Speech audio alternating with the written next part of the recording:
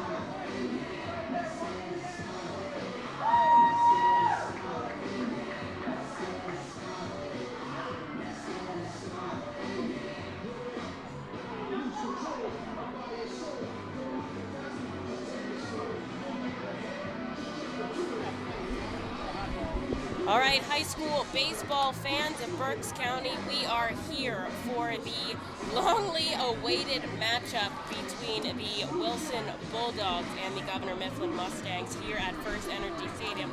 Now, we tried to get the games in for the District 3, 4A, and 6A, but obviously with the rain yesterday, we were unsuccessful, and so the games have been postponed today as Wilson and Mifflin starting here at noon, and the matchup between Elko and, of course, while missing, is going to be played in Fredericksburg, Pennsylvania at 12:30.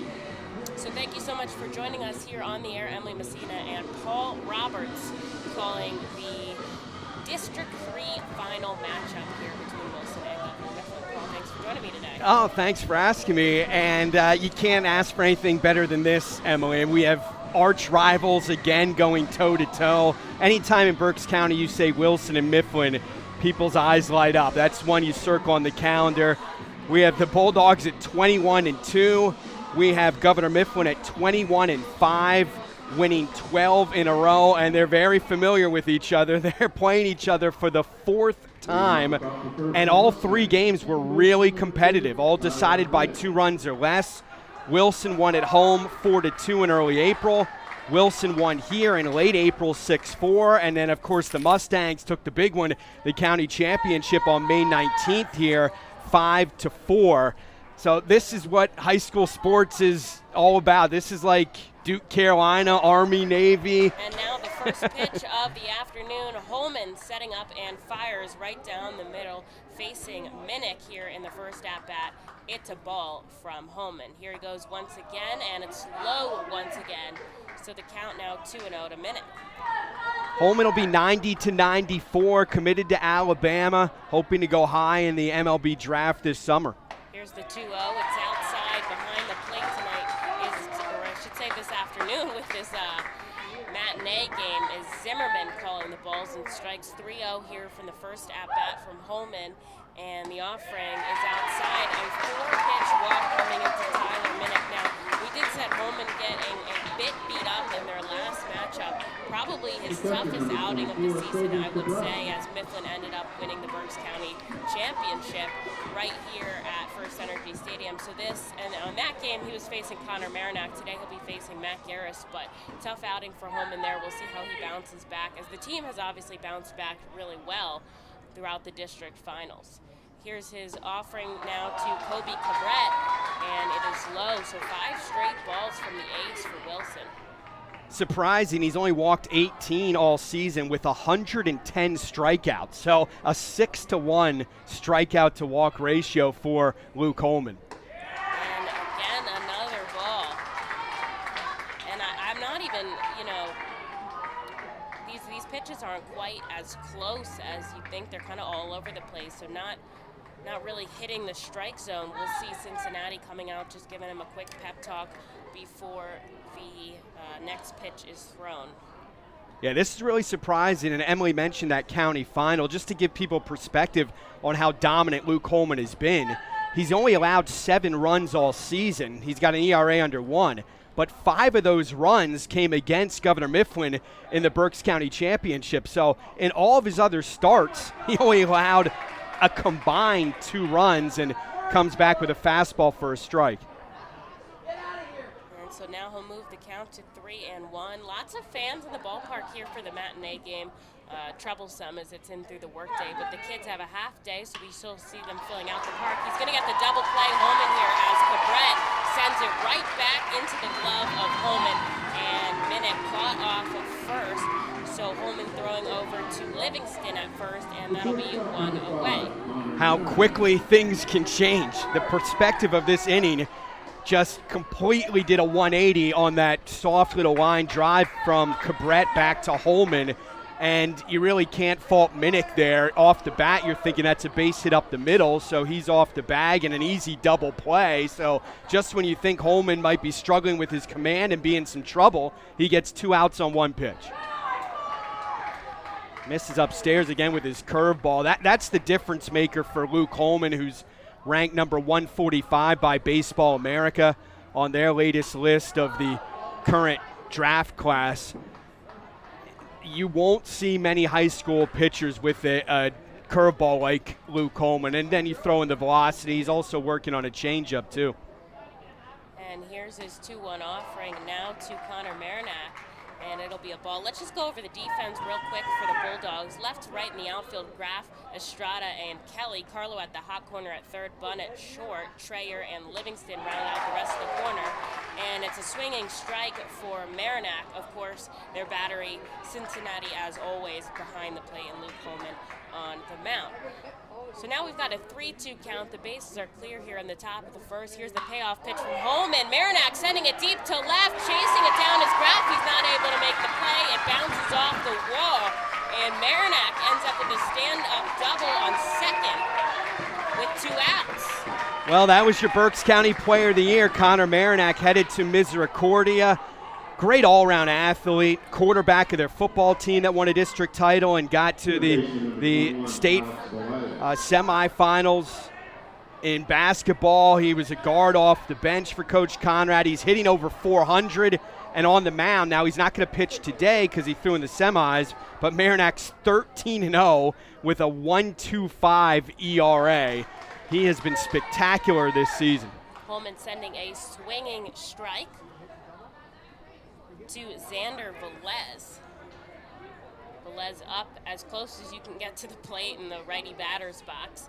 Marinac taking a slight lead off a second. Here's the offering. It's up high. Wilson infield playing back deep. All of them pretty close to that outfield grass edge, especially the middle infielders. Holman setting up on the third base side of the rubber. Now he kicks and fires home. It's popped up by Velez. It's coming into the stands. And good fan grab over there on the first base line. We'll see if the PIAA lets him keep that. I doubt it. Good luck with that. They're going to chase that man down and get that ball back, I'm sure. So now, Velez's count moves to 1-2. There's a runner on second, and he's going to call time stepping out of the box. Looks like a clear day so far. A little chance of rain a little bit later in the afternoon here in Reading, but right now it's pretty nice out, I'll say. A little bit sticky as the pitch comes in inside. Holman thinks it's a strike, but does not get the call from Zimmerman behind the plate. He kind of took a couple steps back to the dugout, but it was pretty inside on the line there, so we'll see. Still ahead in the count, 2-2 now. Just a slight breeze. You can see that flag blowing in the outfield. Here's coming home by Holman and staying alive, Velez, as he fouls it back. No score here in the top of the first inning. 2 outs, though, as Connor Marinac on second with a stand-up double.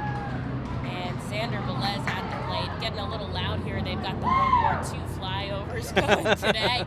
And here's the 2-2. He gets him on the called strike 3. Zimmerman brings up Velez, and Holman, after a little bit of a rocky start, ends up getting out of that inning cleanly. And as we head into the bottom of the first inning, the score is still tied at 0.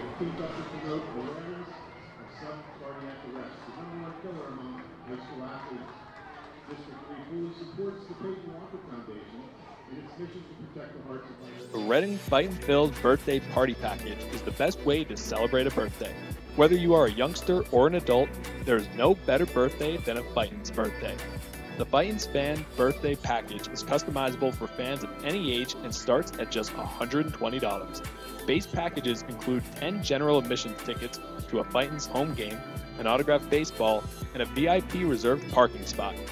Fans can also add a wide variety of experiences and options to make sure your favorite Fightin's fan's birthday is a grand slam.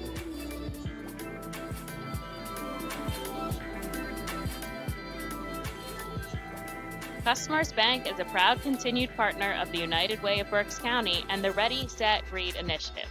Ready, Set, Read programs focus on improving literacy skills for children from birth through 3rd grade. The Fundamentals of Reading are a community-wide initiative that bring together schools, businesses, organizations, and individuals throughout our area to improve early grade reading success. Customers Bank and the United Way of Berks County are committed to reading success and urge you and your business to support this worthwhile initiative. For more information on Ready, Set, Read and how you can become involved, please visit Ready, Set, Read www.berks.org. And thank you, Customers Bank, for your continued support.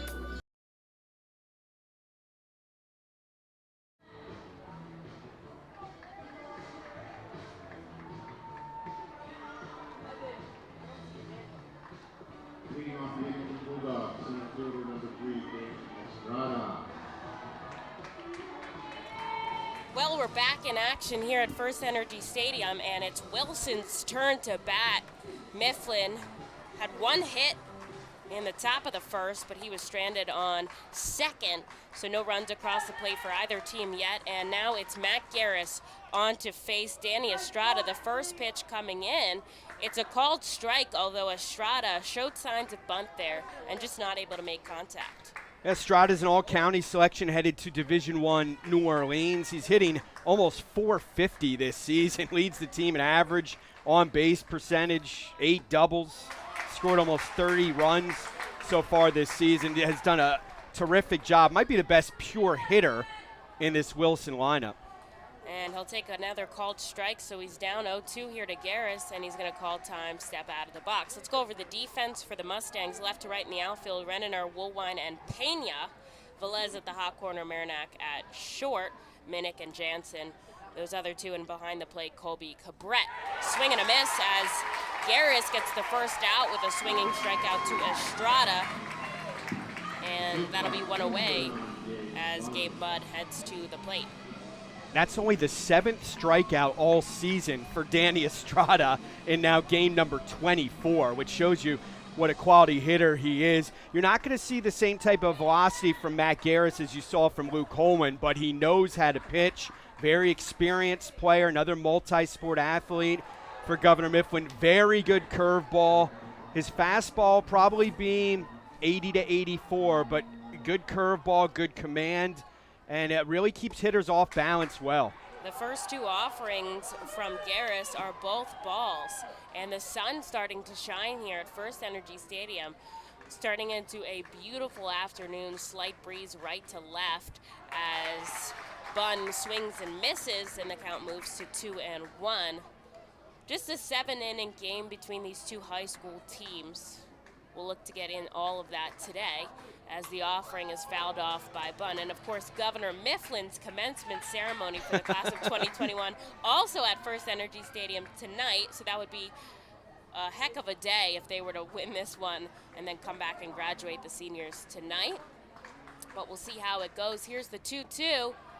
And it misses just low. The crowd of Mifflin showing out in droves, and Wilson as well. It's nice to see kind of the mark right behind home plate where they split up. Nobody's right down the middle as Mifflin getting behind the third base dugout and Wilson behind the first. It's kind of like the Hatfields and McCoys of Berks County. You got to separate them, you know.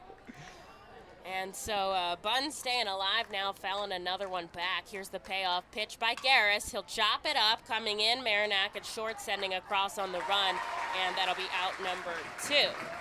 And we've talked about how good of Marinac is as a starter, but defensively, he's also impressive as well. One of the top tier two-way players, where he gets it done on the mound, on the field, and of course at the plate as well. He's only committed one error all season, and he's playing obviously a premium defensive position at shortstop. Again, hit over 400, set the single season strikeout record on the mound. He has 134 strikeouts this year, which broke Kirk Berger's record that dated back all the way to 1968. That's absolutely wild. Yeah, Berger had 101, Marinac up to 134, but again, because he threw a 4-hitter in the semis, 13 strikeouts in that big win at Warwick, 3-2. He's not able to pitch today, but Garris is a very solid number 2 pitcher. You don't get to this level with just one quality starter. So 2 offerings now to Livingston are both going to be in the dirt with 2 outs here. Here's the pitch, and it comes in outside as Livingston moves ahead 3-0. Yeah, you have to be careful with Livingston. 6 homers this season. And the wind just shifts, blowing out right now as Livingston steps up to the bag, but he's going to head to first on a 4-pitch walk. And there'll be 1 on here with 2 outs in the bottom of the first. Scoreless still. 1 hit for Mifflin, none for Wilson as of yet. But they'll bring in their number 4 cleanup guy, Luke Holman. who is equally as talented up at the plate. Absolutely right, Emily. He's one of their best hitters. He's hitting .440 this season, leads them in doubles. He'll chop the first one foul. Leads them in triples. He's got 15 extra base hits, including a couple home runs. This is kind of a murderer's row here for the Bulldogs when you have Livingston, Holman, and although Carlos struggled this year compared to his sophomore year, he still has power. So here's the offering. It comes in. A called strike by Zimmerman behind the plate, and Holman falling behind 0-2. Livingston over on first, taking just a short lead, but ready to go with 2 outs on contact. And Garris turning behind him, giving him a little look, but instead he'll come home the 0-2. Did he check his swing? He went around it to drop third strike, and they get him. They went down to second. I'm not exactly sure why Cabret would go with the runner going to second, but they got to get it to first, so luckily Marinac threw it over to Jansen, and they retired Holman on a drop third strike. Interesting way about it, but it gets the job done. We're 0-0 coming into the top of the second. We'll see in just a moment. Blue, green, yellow, red. Carefully see color you're sitting in. Gear up for the Fightin' Phils season. Visit the Brentwood Industries Fightin' Phils team store at First Energy Stadium, or check out our online store 24 hours a day, 7 days a week at rphils.com/shop. We have a wide variety of Fightin' Phils hats, t-shirts, kids apparel, and more. Looking for something new?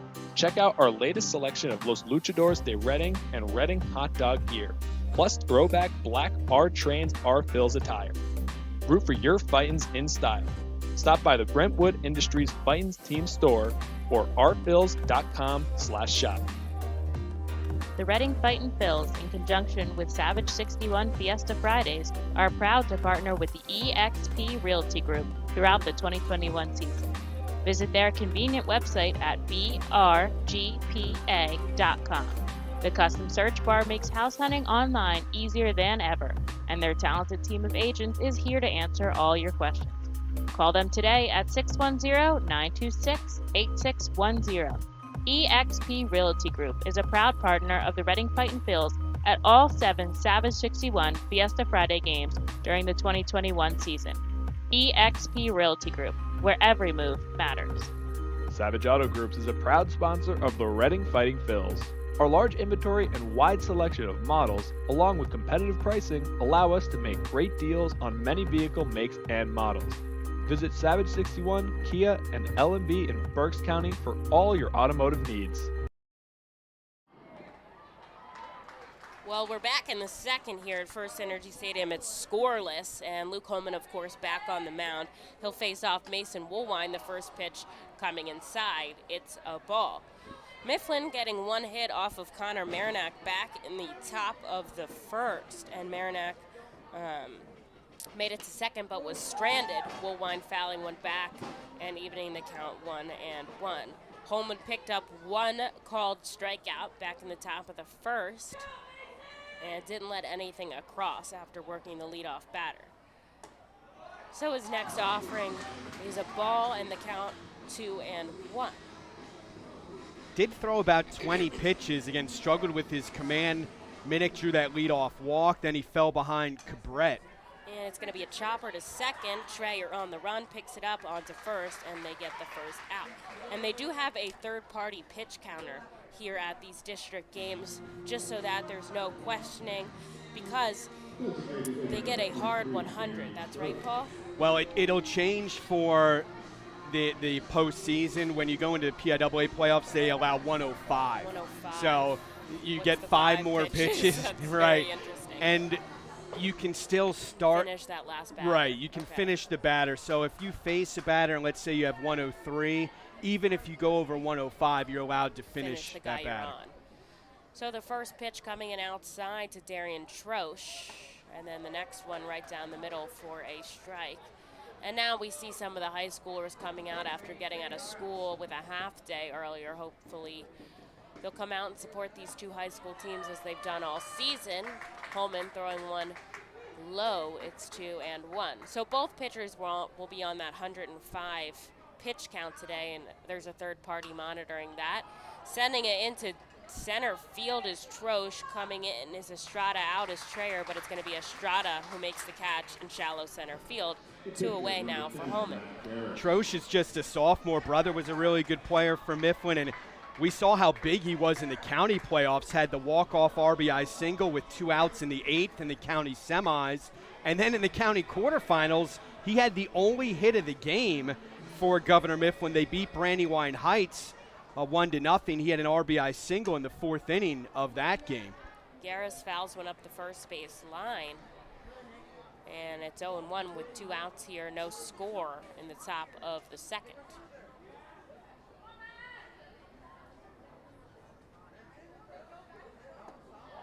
And it's down the middle for a strike. 0-2, he gets ahead of Garris. This is the pitcher-on-pitcher matchup. Can't imagine how intense this at-bat is on both ends. And the 0-2, it's high for a ball. Garris, of course, came up big at the plate in the county final. He had 2 hits. He had 2 RBIs in that game. And he attacked off of Holman early. Here's the 1-2. It's high once again. It's 2-2. Yeah, it was the bottom of the order that really got things started for Mifflin in the county championship, and then Minnick delivered the bases-clearing double that got them off to a great start. And a swing and a miss by Garris. Holman will record his second strikeout and take down the Mustangs 1-2-3. As we head into the bottom of the second, we're all tied up scoreless. River Rock Academy, premier provider of alternative education in South Central Pennsylvania, proudly supports PIAA District 3 in their mutual mission. What does it mean to bank locally with Tompkins? It means keeping your money in your community with a team of neighbors to guide you through big decisions and milestones, plus all the convenience of our mobile app where you can manage your account, deposit checks remotely, send money to family and friends, even turn your card off if it gets misplaced, then back on when you find it.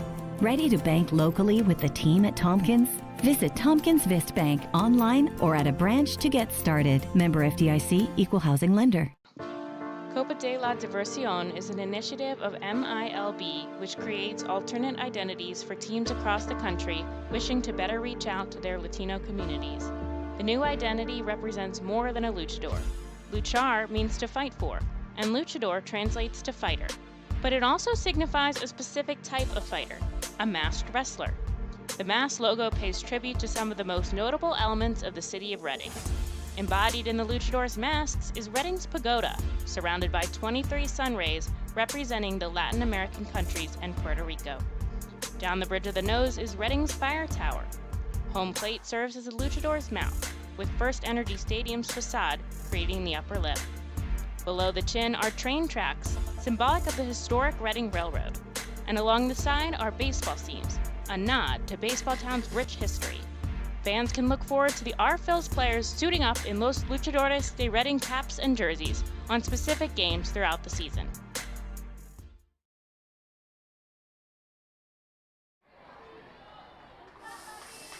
Well, here we go into the bottom of the second. I'm told it's raining elsewhere, but the sun is shining here at First Energy Stadium. Beautiful day for a baseball game. Garris back on the mound here to face Randy Carlo. The first offering is high.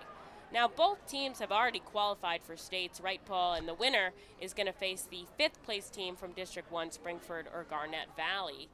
And Carlo sending it through the middle. A diving Marinac comes up with it. His throw across the diamond is good, but it's too late.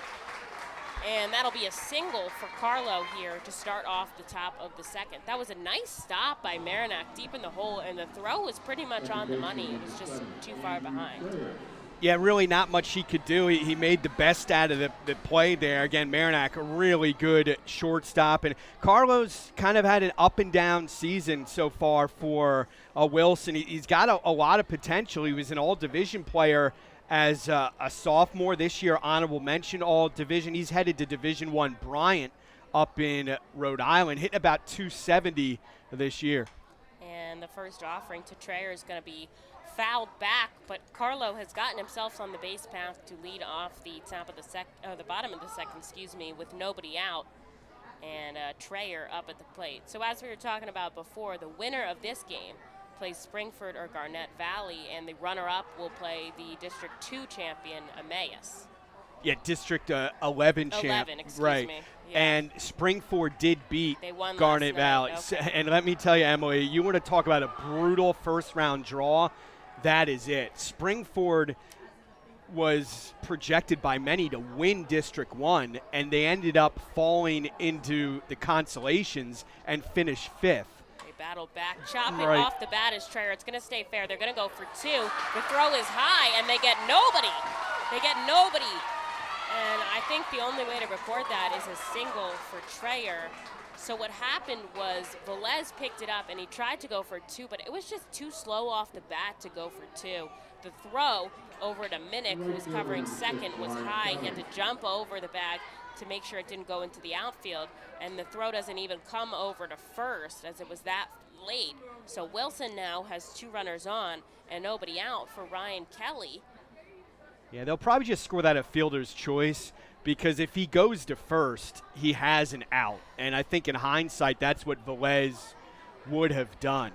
It was just it was chopped so much that it was so slow down the third base line. And Carlo runs pretty well. His best play, I think, would have been to try to get Trayer at first. Now you have a bunting situation here for Ryan Kelly. And they try to get Carlo off the base path. They fake the throw there, and he slides back in. 2 on here, and nobody out. Got a little shift going right now as Velez coming in on the grass. We might see a bunt from Kelly. And now the corner infielders way in as Kelly shows signs of bunt. But nothing happens as it is a called strike. Of course, Carlo and Trayer taking giant leads off of first and second. And Marinac at short now shifts more towards third base for the bunt. Yeah, they're going to put a rotation play on here with Marinac covering third, and the third baseman will charge along with Jansen at first. And they're trying to get him off the base pass. They pick him off, and they're going to get the lead runner in Carlo as it goes 1, 4, 6, or 5. I think it was Velez that came and covered back. Yeah, it was Marinac. Yeah, you had it. 1, 4, 6. Just your typical 1, 4, 6 out. Classic, happens every time. And Carlo's limping a little bit going back to the dugout, but They'll get just the fell leadoff asleep. Runner, and Trayer moves to second. So that was interesting there because Minnick was over covering behind the bag, and that was a heads-up play by Garris to go back, and they really catch Carlo off the base pass, and also heads up for Trayer to shift over while that play is happening. So they do have a runner in scoring position for Kelly, and I think bunt attempt is over. We'll see, though. He swings and fouls from back, and he falls behind 0-2. Now, probably definitely not going to bunt there with 2 strikes. Right. Kelly's headed to McDaniel. Has 1 homer this year, and it came against Governor Mifflin in their first meeting. But with the rotation play on, I think Carlo thought he could get a bigger lead because Marinac wasn't at short, but what he failed to realize is Minnick snuck in behind him, and a real nice pickoff play executed perfectly by Governor Mifflin. And he'll take a pitch outside, so he moves 1-2. Kelly's also been great on the mound for Wilson. 3-0 this year, a 0.60 ERA. He's started some games. He's been in relief. He was great in relief in the district semis against Dallastown. And Kelly sends one deep to left, but it's going to hang foul. And the count will remain 1-2. Yeah, you don't really get a break, and it's something we've talked about, Emily, over the course of these Wilson-Mifflin games. The bottom of their lineup is still really dangerous with Kelly, Cincinnati, Graff in the 9-hole. He's almost like another leadoff hitter for them. 1 out here for Wilson, and the pitch coming in a high to Kelly, who's battling through this at-bat. 2 balls, 2 strikes, and, of course, Trayer hanging out at second. Infield back deep, nobody really covering the bag at second. So we'll probably see Garris focus on the batter.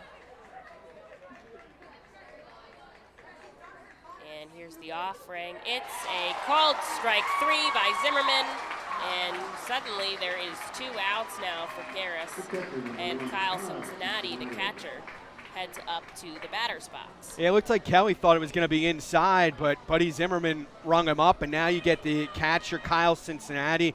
Great defensive catcher.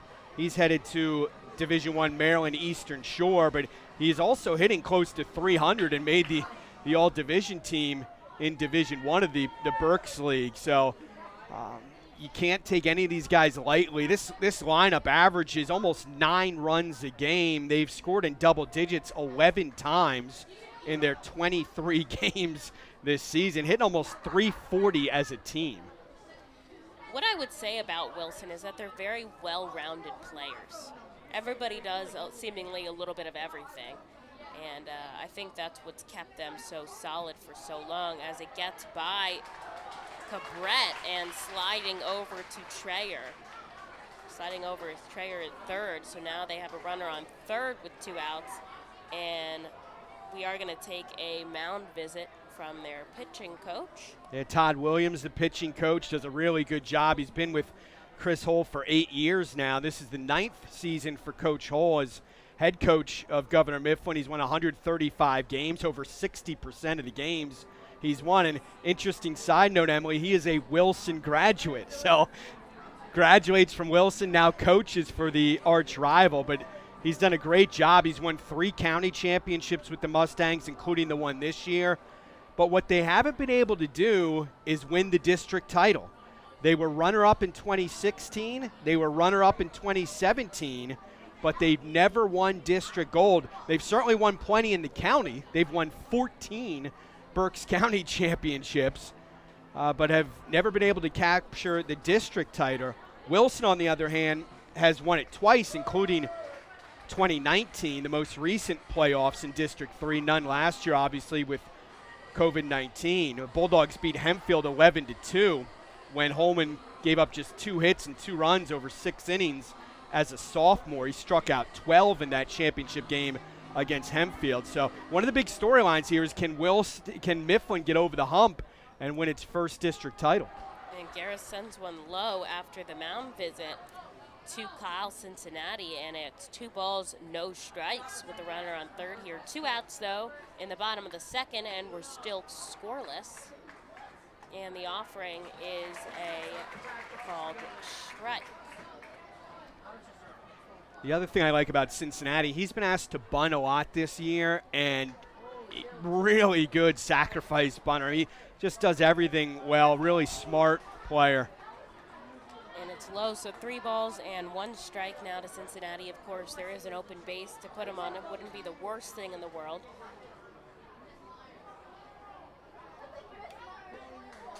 And he gets a called strike, so it's a full count now. 2 outs and a runner on third in the form of A.J. Treyer. Nobody scored for either team yet here in the bottom of the second. Although both teams have had opportunities, and it's outside, so Cincinnati will head down to first. And now runners on the corner for the number 9 hitter, Ryan Graff. Yeah, close pitch on the outside corner there. Garris doesn't get the call, but this goes back to the point about the depth in the lineup for Wilson. Here's your 9 hitter in Graff, who's hitting 364. He's scored 18 times. He's driven in 18. Again, it's almost like having a second leadoff hitter for Wilson. Exactly, Paul. I think that's what we don't want to discredit here. Every person in this lineup is more than capable of sending a runner home. And that's why Garris has to be so careful on the mound, because there's not really much of a weak spot in the Wilson lineup. And to that point, in the semis against Dallastown, 8 of their 9 players got a hit, at least 1 hit. They scored in every inning. And they beat a good Dallastown team who was the 3 seed. They beat them 12-3. Really thumped them. And the first offering, it's outside.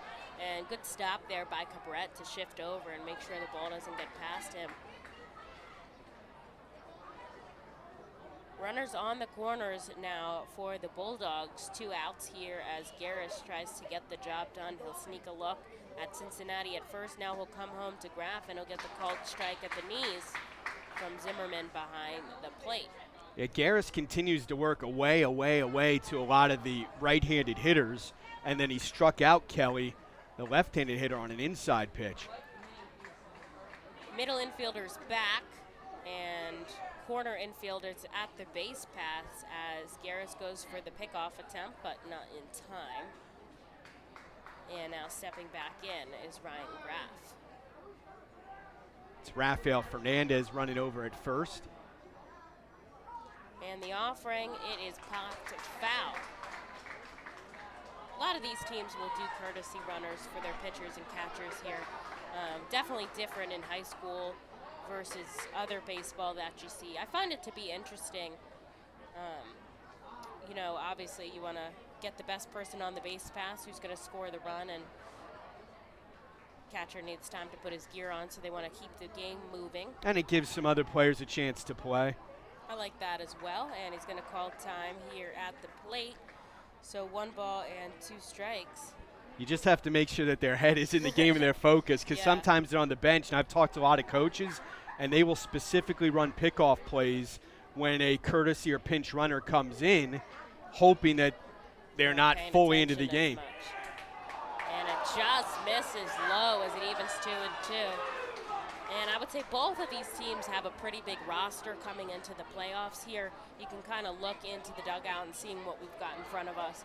They're pretty filled to the brim over there in the dugout. Now, I like that both teams are up the steps and checking out the game. Nobody's sitting back and just watching the show. Sending it deep is Graff. Coming over is Woolwine, and he's able to make the catch at the warning track. And Garris gets the job done, though Graff sends one deep to center field. Nothing across for either team here as we end 2 scoreless. We'll be back shortly with the top of the 3rd.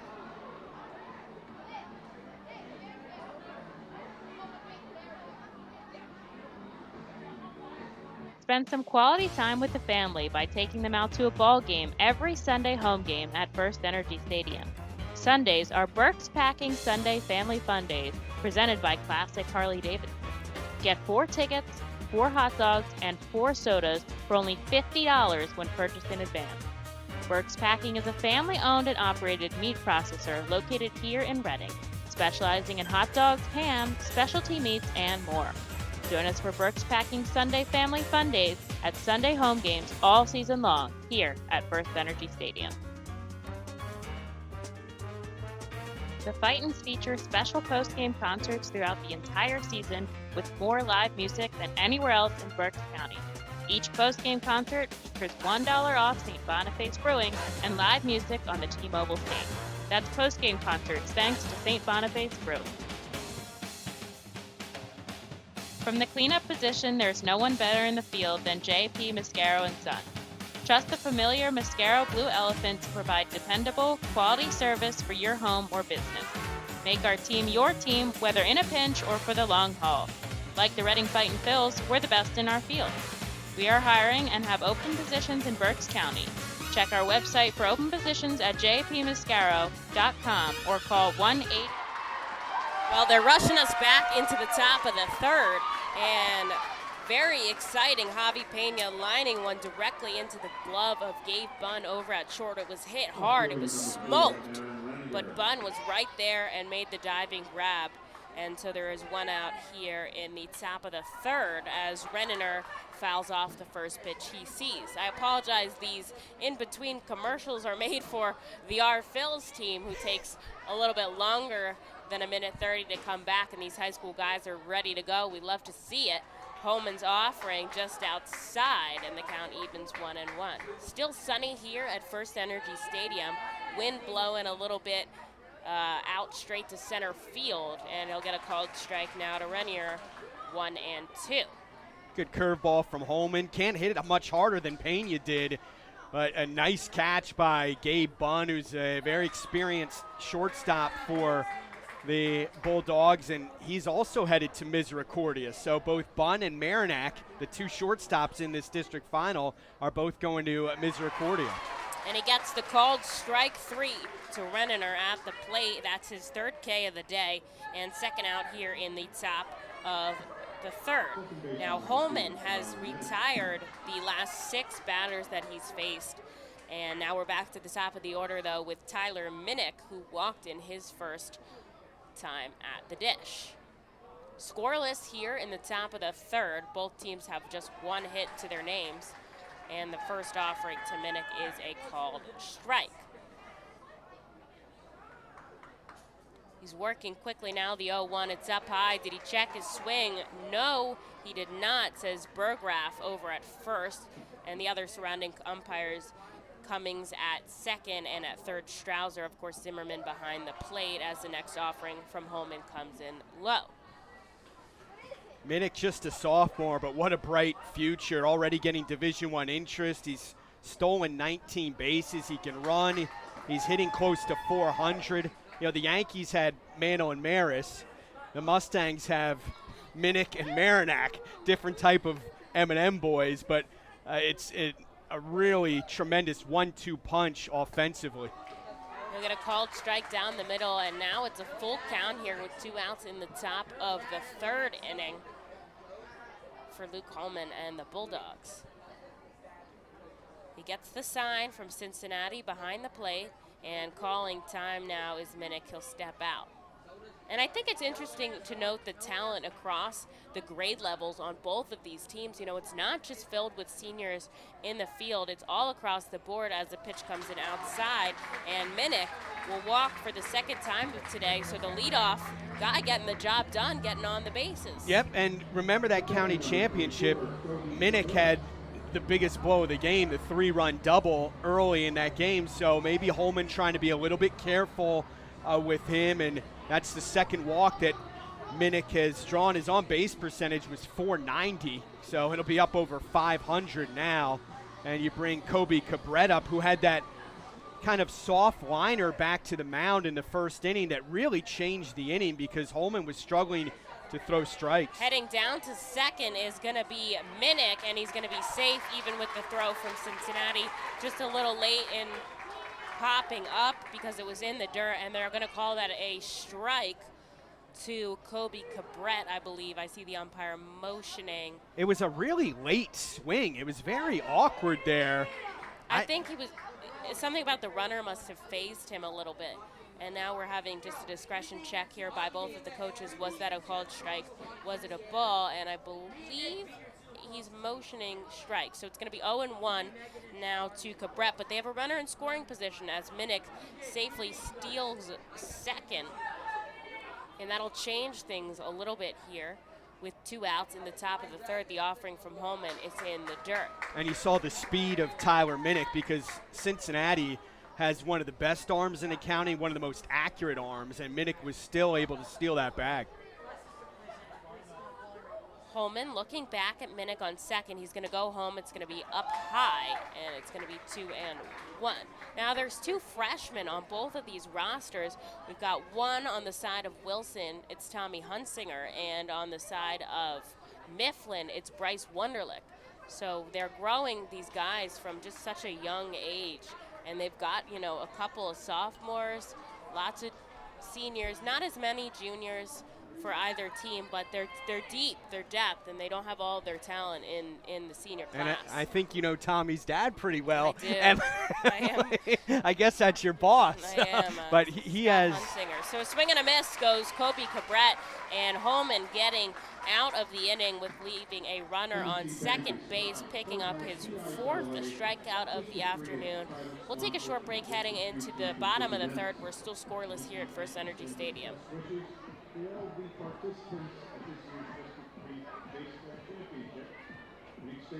From the cleanup position, there's no one better in the field than J.P. Mascaro & Son. Trust the familiar Mascaro Blue Elephant to provide dependable quality hauling, disposal, and recycling service for your home or business. Make our team your team, whether in a pinch or for the long haul. Like the Reading Fightin' Phils, we're the best in our field. We are hiring and have open positions in Berks County.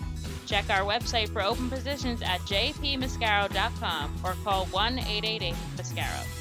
Join us as we celebrate Reading's Hispanic and Latino culture during 7 Friday home games this season.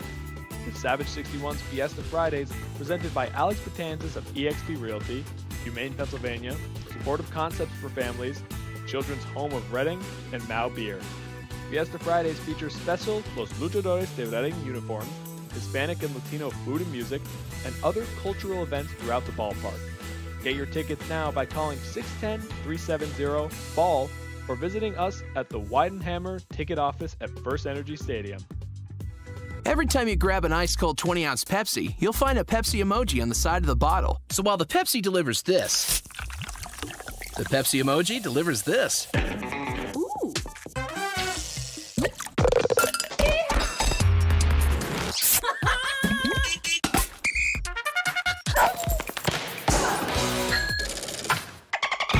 So go ahead, crack open a Pepsi and tell the world how you feel and what you love with Pepsi emojis. Say it with Pepsi.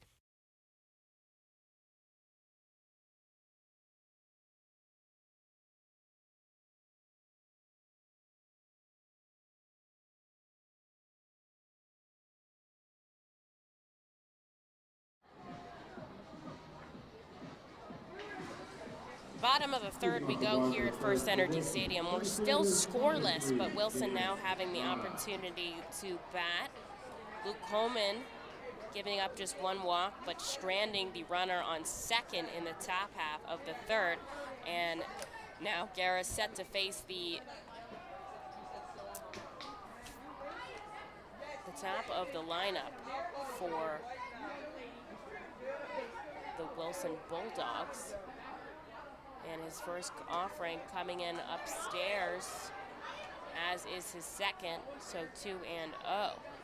The only one hit so far for Wilson, and that was an infield single by Randy Carlo, as that one misses over the head of Danny Estrada. So 3-0 here for Matt Garris. Garris kicks and fires. This time it's right down the middle for a called strike. Garris is going to DeSales. He was great over at Wilson in early April. 13 strikeouts in 6 innings. And a swing and a miss as Garris evens the count back up, and it's going to be a full count. He's got a lot of experience against this lineup. He faced him in early April and late April here. Here's the payoff pitch. It's backed foul, coming very close to our boot, but just off. Didn't get a chance to make the grab here in the Do you have a glove with you, Emily? No, I'm just going to go bare hand. I'm going to go bare hand. I got Mike Ventola's net behind me, but I just go bare hand. And finally, he walks him as Estrada wins the at-bat over Matt Garris. And now a runner on early for the Bulldogs with Gabe Bunn back up at the plate. Lots of fans here come out to support these high school teams. The high schoolers just getting in now after a half day at school. They're just about done. And of course, Mifflin celebrating their commencement tonight at the ballpark. And his first offering to Bunn is going to be inside for a ball. Yeah, let's see if they put the Bunn on here with Gabe Bunn, who's a solid hitter. But in a scoreless game, maybe they want to move him over for Livingston and Holman. Infield, corner infielders back a little bit deep. And he's going to call time. Step out of the box at the last second there before Garris ready to throw. Estrada taking a slight lead off of first. I wouldn't be surprised if he went down there looking a little jumpy. Garris turns his back. The righty has to turn all the way around now. He'll go over to first, but not in time. I really like the pace of Garris. I mean, he just seems under control, and again, you know, he's pitched in a lot of big games for them. His ERA was 3.5 coming in, but he had one tough start against Carlisle that kind of threw that ERA off a little bit. But again, in both regular season games, he was solid. I mean, they lost to Wilson 4-2 and 6-4, but he did a really good job in those games against a tremendous lineup.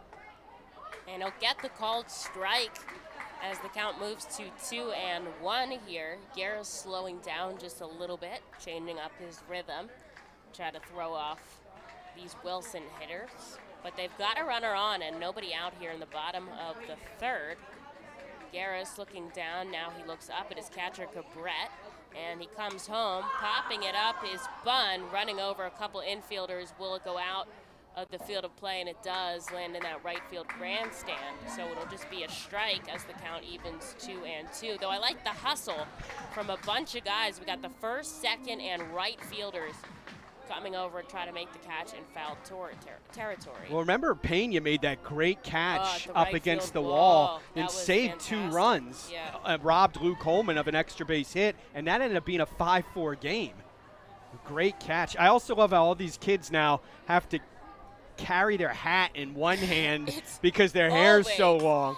The 2-2, it's going to be chopped up past Marinac. It gets into the outfield. Coming around second is Estrada. He'll stand into third.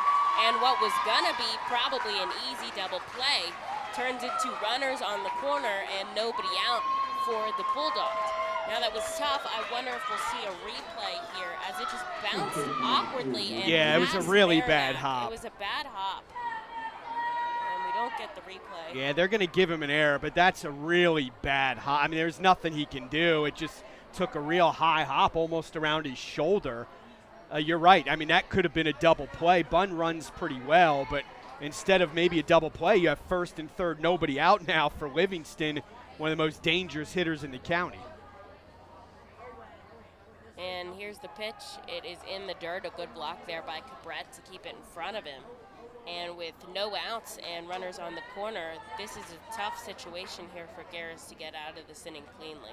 Yeah, Livingston is 6'3", 220.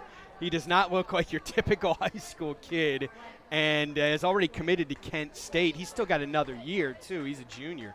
Going is Livingston, and they're going to throw down, but it's kind of a indifferent throw as Minnick was kind of behind the mound, and he'll make the grab there as Bunn slides over safely. Yeah, that's a typical high school play where the second baseman will come in and cut it off. And you kind of can't really throw down to second with a runner on third. Right. That's a pretty risky move. Right. So Teams good try for and Minnick steal a to run that way. keep it in front of him. And sometimes if the guy on third's not paying attention, he'll break for home, and then you can get him there. And it chops right past Velez. Wilson going to score 2 on this single as sliding in safely is Bunn. And Livingston was kind of thought he was going to be caught off at first, but the throw coming home, so he's able to make it to second. I would say single in advance on the throw home if I were scoring this game. But yeah, that's Wilson exactly does what score happened. 2 off the bat of Livingston, so they lead 2-0 here with nobody out in the bottom of the third, and now we will see a mound visit. Yeah, and a real tough break here for Matt Garris because he's pitched well, and you just have one bad hop, and all of a sudden the whole inning takes a turn for the worse. It would have been entirely a different inning. RBIs number 24 and 25 for Big Ruben Livingston, who transferred from Governor Mifflin to Wilson a few years ago. Ruben's brother Isaiah was an all-division player for the Mustangs, as we see the mound visit now for Chris Hull. And you're right, the throw there from Renninger out in left field should have come into second base. He was not going to get Bunn at the plate, so you keep Livingston at first. Instead, he advances to second, so now you have another runner in scoring position as the Bulldogs jump out to the early 2-0 lead. But with this lineup, that's how quickly things can change. And Livingston also has a really good eye at the plate. A lot of teams pitch around him. Well, there he finally got a strike, and when he got his chance, he didn't miss it. A solid single to left. So that will bring up Luke Holman here with a runner on second and nobody out.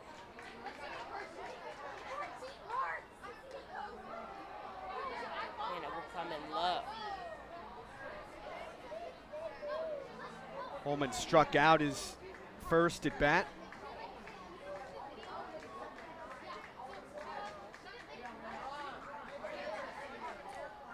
And here's the 1-1, a swing and a miss. 2 runs have already scored here for the Bulldogs. It's 2-0 over the Mustangs now with nobody out in the bottom of the third. Luke is a really aggressive hitter. A lot of these hitters in the Wilson lineup they hunt fastballs, but sometimes Garris is effective against them because he'll throw that breaking ball. Here's Garris' offering. It's outside.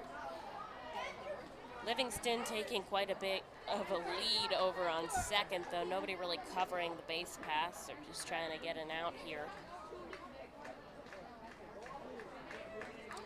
Look how deep the outfielders are playing Holman. I don't know if they played Ryan Howard this deep when he played here, or Pat Burrell. But Holman definitely has a lot of power. Got 2 homers this year, 5 triples and 8 doubles. Now he calls time. Also played basketball this season for Wilson. Had not played since he was a youngster, and they went 20-2. Stevie Mitchell, by the way, congratulations to him, was named today the Gatorade Player of the Year for Pennsylvania. Yep. That's a big commendment. And they go for the pickoff attempt, but Livingston sliding back in time. And one thing I've noticed, Emily, being around these programs for both Mifflin and Wilson, these senior classes, the camaraderie is outstanding. I mean, they have really good kids that go to each other's sports, and I've seen Stevie Mitchell at a bunch of baseball games, and he's good friends with Luke Coleman and a lot of these other players, and the same is true for Governor Mifflin. It's good to see the support of the student bodies. You'll see a Nick Singleton out at some baseball games. Nick, of course, one of the most highly recruited running backs in the country for Governor Mifflin. He still has his senior year coming up. His offers from virtually everybody, including Penn State, Ohio State, and Alabama. When Nick Saban calls, you know you have a pretty bright future. But congratulations again to Stevie Mitchell. Wilson's all-time leading scorer in hoops. Over 2,000 career points. Surpassed Chris Finch, who's now a head coach in the NBA. And a walk-him as Holman sends himself down to first base with his patience at the plate. And now there's 2 on, nobody out for Garris. There is somebody warming up in the bullpen, but we were told that Aaron Reniner might be the first person to come in if Garris were to get in a little bit of trouble. Yeah, that's Matt Sarbaugh down there, senior righty, warming up, whose dad is the third base coach in the bigs for the Cleveland Indians. But Reniner could be an option as well if Garris can't get out of this jam. Continues to work away as Carlo checks his swing, but it's a called strike. Very patient at bat there by Holman, and you always hear about the dreaded leadoff walk, and that's how this inning started, with Estrada drawing a walk. It's been tough to get anyone out ever since, and it'll be a swing and a miss for Carlo now at the plate. 2 runners on and nobody out now. Wilson up 2-0.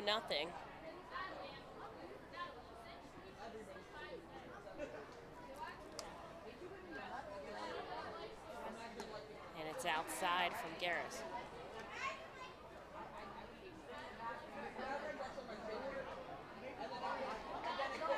We saw Carlo put one out here to right field, which showed the power that he has when you see a high school player able to go opposite field and hit it out. And he'll send it up the gap, coming around third. Livingston, and staying put at second is going to be Holman. So a RBI single from Carlo plates another one for the Bulldogs. They're up 3-0 with nobody out. 2 hits for Randy Carlo today. Had that infield single in the second, and now knocks in a run here, and all of a sudden it's 3-0 Bulldogs, and still nobody out in the bottom of the third. Renninger bobbled it out and left, but not enough for Holman to move up. Stays put it at second there. No use possibly running into an out when you have the pitcher in trouble. So they've still got 2 on here, one in scoring position with nobody out. And A.J. Trayer holding the bat in the wrong position. Now he'll set up. And it looks like Garris waiting to get the sign from Cabrat behind the plate. And a called time by Trayer. Now he'll step out. Garris taking too long for him. And now Garris motioning. Go faster, go faster. I want to get you out. Here's the first offering. It's a bunt by Traer, but it goes backwards for a foul. And a sacrifice bunt to get both runners in scoring position with nobody out. Not a bad tactic for the Bulldogs. They're just trying to plate as many as they can to have some insurance run here. Only in 7 innings, you know, we're nearing the halfway point. Traer going to South Carolina Sumter, which is a very good junior college program. Had his first career homer in the semifinals on a Tuesday against Dallastown. He shows bunt again this time. It'll land fair. Coming over is Garris. He throws it from sitting, and it was a great bunt there. Garris sliding in, I guess having trouble staying on his feet, and it'll be a bunt single that shifts everybody over. So the base is loaded and nobody out for Ryan Kelly. He was trying to sacrifice, but that was a picture-perfect bunt by Traer. Yeah, that's a hit all the way. I mean, Garris got to it, but then he slipped. Traer runs well. Ball either way. Yeah. Velez came in for it, but it was, at the end of the day, Garris who picked it up. And remember earlier, Emily, they had the rotation play on. There they did not. So Velez wasn't charging like he was earlier in the game. So Kelly now in the lefty batter's box, the first offering coming in way upstairs. Infield all in here with the bases juiced. Chance for Wilson to possibly blow this open, and with Holman on the mound, a lot of days 3 runs is plenty for him. Oh, Kelly was on that but fouled it straight back. Wind going from right to left now, but pushing into the outfield here. It's holding up the flag, so he'd have to pull it opposite probably to send it out of the ballpark. Kelly, one of 12 seniors on this Wilson roster, played a lot as a sophomore when they won counties and districts. And now Garris coming home right up the middle. It's off of his ankle, and it will stay fair, and there's really nothing he could do about it as another run scores for the Bulldogs, and safe at first is Ryan Kelly. And I wonder if that injured him at all. It was right off his ankle, which is tough. And looks like he's all right, though. Another run scoring. It's 4-0 here in the bottom of the third. And it looks like Sawbaugh is going to come in now to pitch for Governor Mifflin. This is one of those games where Garris's line is going to look bad, but he really didn't pitch that poorly. Just had a lot of unlucky breaks, and I mean the bad hop to short could have been a double play. The bunt single. Now you have a ball off his foot. So we're going to take a short break after this call to the Alvernia University Golden Wolves bullpen. We'll be right back for you once we get some of the warming up underway. The Penn State Health St. Joseph's 67 Club is the original hospitality area at First Energy Stadium. Conveniently located along the third base side, the 67 Club gives you front row seat to all the action at the hot corner. The area is safely protected from line drives with large see-through netting. Starting at $31, groups of 20 or more can enjoy a 2.5-hour all-you-can-eat buffet. Children 4 and under are free. Visit Bytons.com or call us at 610-370-BALL to reserve your group outing. You can add a delicious all-you-can-eat buffet to any Reading Fightin' Phil's game ticket for only $18. No need to visit the concession stands. You can add a 2.5-hour all-you-can-eat buffet to any ticket. Selection includes barbecue chicken, barbecue sandwiches, cheeseburgers, hamburgers, hot dogs, mac and cheese, corn, pasta salad, baked beans, potato salad, chips, fruit, cookies, and Pepsi products. Call the Fightins at 610-370-BALL, order online at Fightins.com, or visit the Weidenhammer ticket office at First Energy Stadium. The R. Phils and Savage 61 are excited to bring you Fightins baseball live from the comfort of your own home. If you are listening to this now, you're probably watching on YouTube, Facebook, or Twitch. Thanks for tuning in, and feel free to check us out on rphils.com/pressbox for all the elite baseball information on the Fightin' Phils.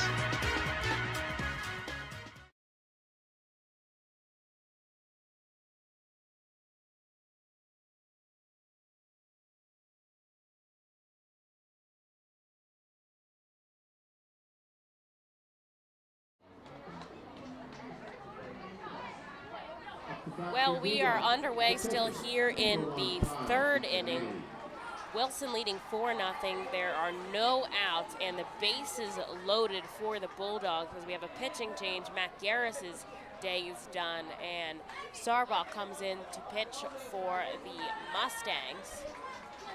Matt Sarbaugh, the senior, and the righty throws his first offering. It's right down the middle to Kyle Cincinnati. 4 runs have scored here off of the bats of the Wilson Bulldogs. They have an opportunity to score more here with nobody out and the bases loaded. Sarbaugh kicks and fires and fouls it back, so he gets ahead over Cincinnati 0-2.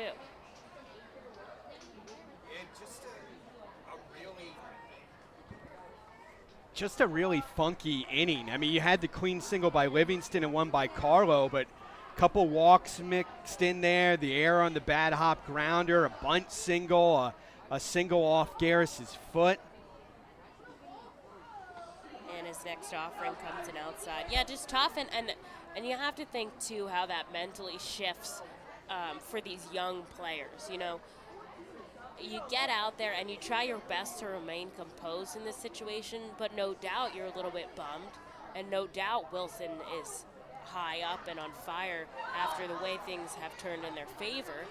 And it's hard to mentally battle that, and that, they say, is, you know, what of the differences that makes a good player a great player, and a great player an elite player. Well, let's face it, baseball is a game of failure. You know, if you make it out 7 out of 10 times, you're still in the Hall of Fame.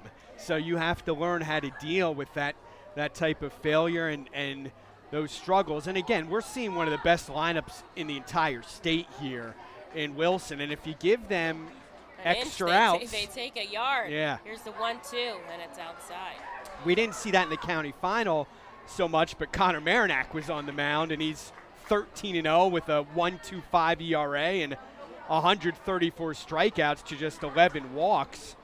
But he threw the semis, 13 strikeouts in the win at Warwick, so he wasn't available today. Also had a no-hitter in early April at Dallastown, as that one's fouled back by Cincinnati. That game was unbelievable. They win it 1-0. Marinac threw a no-hitter and homered. So did basically everything you can do in a 1-0 victory.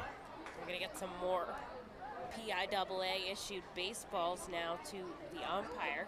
And I would expect him to throw in the state playoff game on Monday. Quick update, Wyomissing trails Elko 2-0 after the first. That game, of course, was supposed to be played here yesterday, but got postponed and pushed to Fredericksburg because of the rain. Here's the 2-2, popping it foul once again is Cincinnati, and it does stay in the stadium, but nobody able to make the play. So the count will remain 2-2. Elko trying to win its first district title. They got there in 2007, got to the final, loss to Donegal 4-3. Wyomissing is going for its 5th district championship. They were a real power in the 80s and 90s, and then had struggled. In fact, this is their first winning season since 2002. They shocked East Pennsboro in the semis. And sending it in the gap at short is Cincinnati. Coming around, they're going to score 2. It's misplayed in the outfield by Woolwine, and they'll end up scoring both Carlo and Schreier. Moving to third is Kelly, and second is Cincinnati. Now, I would probably rule that a single in advance there on the bobble by Woolwine as he let it get past him. But Wilson really taking away in this inning. It's 6-0. And nobody out.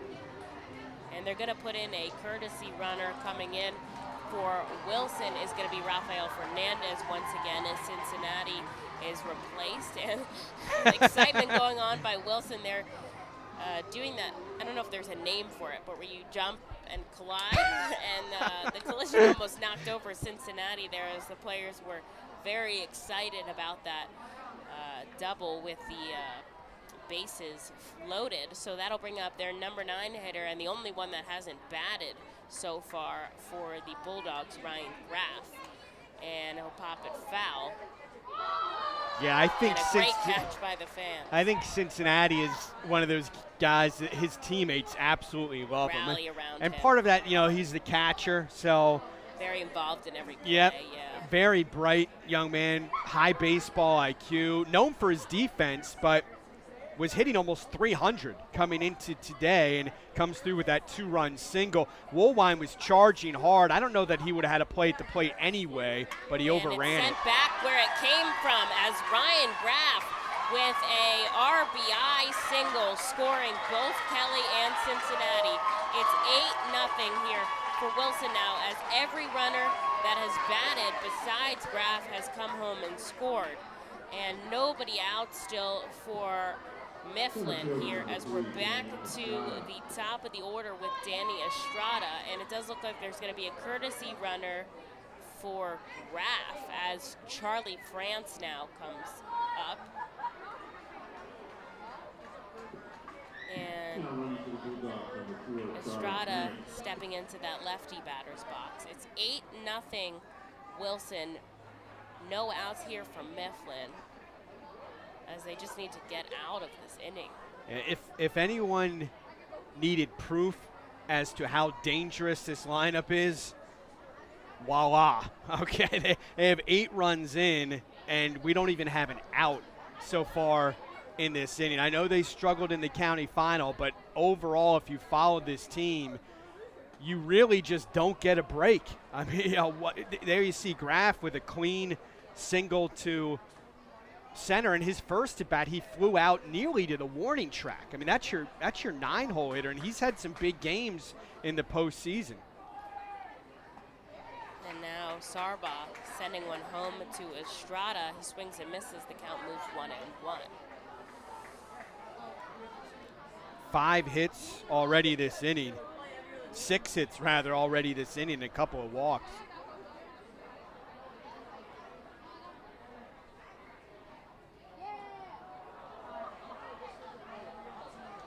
Misses outside, groans in the crowd as they wish that was called a strike.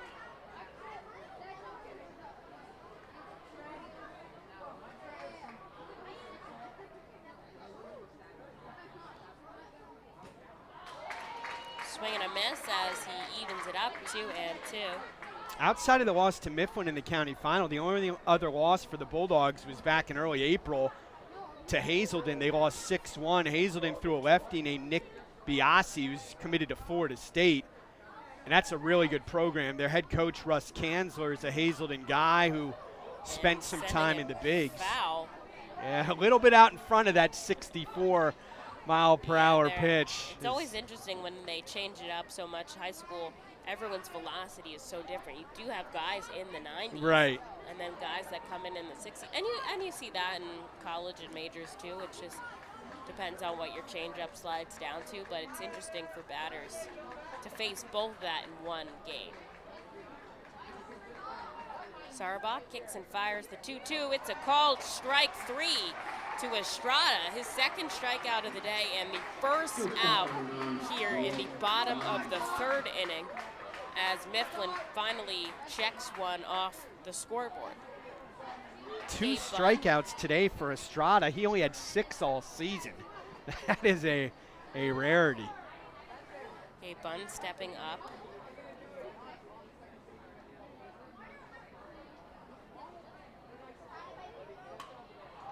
And he'll send it into center field. It's going to drop in front of Woolwine. Everyone advances, and safe at first is Bunn on a blooper kind of single, as Ryan Graff now at second. And there's still one away here. Wilson leading 8-0 over Mifflin for Ruben Livingston. Bunn's one of those guys I think every team needs. Kind of a guy who'll keep you laughing and smiling, a jokester. I mean, always in a good mood. Just a good guy to have in the dugout. Very easygoing kid, again, going to Misericordia, and didn't get all of that, but got enough to bloop it into center field for the hit. And lining it fair up the the third baseline is Livingston. Rounding third, coming home is Graff, and it's going to be Bunn as well as the ball trickles all the way to the corner out in left field. A double off the bat of Livingston to plate another two, and now we have 10-0 Wilson here, and Paul, does the 10-run rule apply? Not yet. You have to play 5 innings. In a playoff game, I meant. It would in a playoff game, yes, but you have to play 5 innings. So we're only in the third. 15-3. Does that still apply in the playoffs? I believe so. It is rare to see that, obviously. Well, we're not there yet. We're not. One away, and now it's time for Luke Holman to bat once again. He walked earlier in the third. And he's going to swing and a miss as the pitch brings him to his knees. Did I mention he likes to go after fastballs? And sometimes Very you don't get on them. the first pitch. And it does look like Mifflin's going to send somebody out to their bullpen to warm up. Sarba kicks and fires home. It's a chopper off the bat. It's going to roll foul up the third base line. And Holman falling behind 0-2. How about this inning for Ruben Livingston? He's got 4 RBIs, a single and a double in just the inning. And now for the season, 27 RBIs in 24 games for the junior. He has a huge upside. So he heads back into the righty batter's box. Sarba leaning over. Livingston on second. Instead, he'll go home. Here's the 0-2, swing and a miss, and he'll get Holman. Second strikeout of the day for him, and second strikeout for Salbar here. That makes 2 outs in the bottom of the third now. And that'll bring up Randy Carlo, 2 for 2 today with 2 singles. Hey, Governor Mifflin got off to a slow start this season. They lost 3 of their first 5. Had trouble scoring in that stretch. They only had 6 runs combined in those 5 games, but then just went on a tear. And again, this is a program where they don't hope to win, they expect to win, and have really turned things around to the point coming into today, they had won 12 in a row, as I think Carlo tried to hit that one somewhere around Muhlenberg High School. He did not get cheated on that swing. So aggressive there, but he just came up short. And Sarbaugh getting ahead 0-1. Looking back at Livingston, now he'll come home. It's a chopper that rolls foul out in left field. So once again, Sarbaugh getting ahead 0-2 to Randy Carlo. Wyomissing now trails 6-0 to Elko after the second inning and there. Both of these finals now, high-scoring offensive games, a little one-sided. And Sarbaugh with the 0-2, sending it into deep left field is Carlo at the wall is Renner. It's going to bounce off the wall and away from Renner. A great throw back in, but Carlo safe on second as he plates Livingston cleanly. It's 11-0 Wilson here with 2 away. Well, Carlo crushed that one. I think he might have thought it was gone. It was close. If the wind was pushing out that way, it probably would have, but it shifted now left to right, which probably what kept it in the park. And he's 3 for 3 today, Carlo. And now it's A.J. Trayer up to bat with a runner on second and 2 away. And if he can get back on track, this lineup becomes even more scarier. And it's scary enough, but Carlo, I thought as a sophomore, could have made the all-county team. He ended up all-division. This year, he got into a little rut, and his average has slipped to 270. But today, a perfect 3 for 3, and he's driven in 2 just in this inning. He'll pop it up, lofting it high in the sky. Coming in is Pena, and he's on the run, makes the catch for the final out. Wilson scores 11 as they bat around the lineup and then some in the bottom of the third as we head into the top of the 4th inning with Mifflin offensively. It is 11-0 Bulldogs.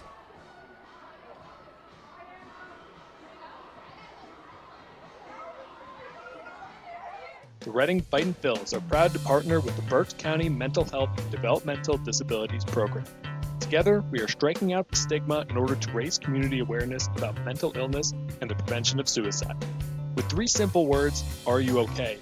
The hope is to begin a conversation to show Berks County that we care. Suicide affects and hurts everyone, but help is here, and we'll work together to raise awareness about suicide and identify what we can do as a community to prevent it. People in need of assistance and support should call Crisis Intervention at 610-236-0530. That's 610-236-0530. Cornwall Manor is an active senior living community on a 190-acre wooded campus in Cornwall, Lebanon County. The community offers independence and opportunities for wellness and fitness, as well as educational and musical programs, and the peace of mind of having convenient health care on site. Cornwall Manor offers a range of residential choices, from apartments to homes. Prospective residents are welcome to visit us for lunch and have a chance to learn more about the community. More information is available online at cornwallmanor.org. Cornwall Manor, celebrating 70 years of senior living. Well, Mifflin excited to get up to the plate. They're down 11 runs here in the top of the 4th inning, and they'll send their guy up to the plate. It's Connor Marinac, who doubled. He's recorded the only hit so far for Mifflin back in the 1st inning, but he's going to lead off here in the top of the 4th, and he'll take 2 straight balls, as it does look like Wilson going to send some guys out to the bullpen here. Holman's still out at the plate right now. And we talked about Marinac on the mound with that 13-0 record, but don't forget he's hitting over 400, OPS near 1,200. He's got 8 doubles. He's got 4 homers, 9 doubles now after the one he had in the 1st inning. And again, he played travel ball with Luke Holman as young kids. So these two know each other really, really well. And you won't find a nicer kid in the county than Connor Marinac, too. He's a terrific athlete, but also a really nice kid, very polite. It's always, hi, Mr. Roberts. Thanks, Mr. Roberts. I love hearing that, because that's, also part of playing a sport in high school. Oh, sure. Is growing in your life skills, as Holman ends up walking Marinac on the full count. And it's not just about the talent on the field, it's about how you grow as a person off the field as well. And I know a lot of these high school coaches focus on those life skills sure. as well. So, runner on now with nobody out for Xander Velez. 3rd walk for Holman today. 2 of them have been to Tyler Minnick, the leadoff batter. Mifflin's lineup just doesn't have the firepower that Wilson's does. After Minnick and Marinac, there's no one hitting over 280 on this Governor Mifflin team. In the Berks County quarters, they only had 1 hit against Brandywine Heights. Still managed to win that 1-0, but as a team, they're hitting about 250, whereas Wilson's up near 340. So Velez pops it foul, lands on the roof here at First Energy Stadium, and it is 0-1, and he fouls another one, so make it 0-2. Sun still shining here at the ballpark.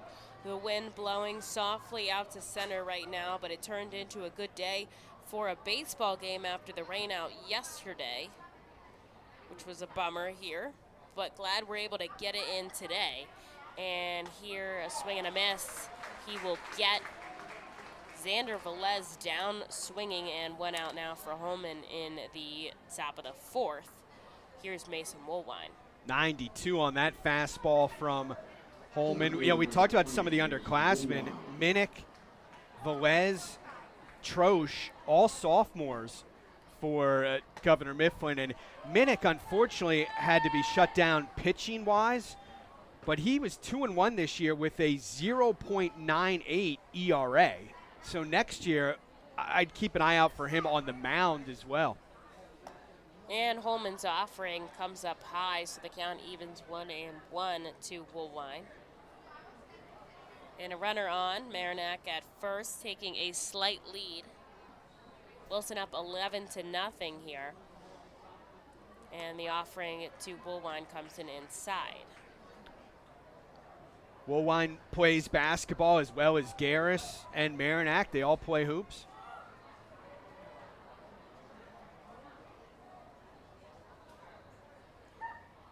And Holman sends one home. Knocks his own hat off his head, of course. And it's a ball 3-1 now to Woolwine. Holman's got room on the base pass and in the runs column as Mifflin trying to get some damage and just chip away at this Wilson lead. Woolwine taking a called strike outside, and now the count is full. Holman setting up on the mound, glove at the waist. He'll kick and fire home, and it'll be too low. So 2 walks here in the top of the 4th from Holman.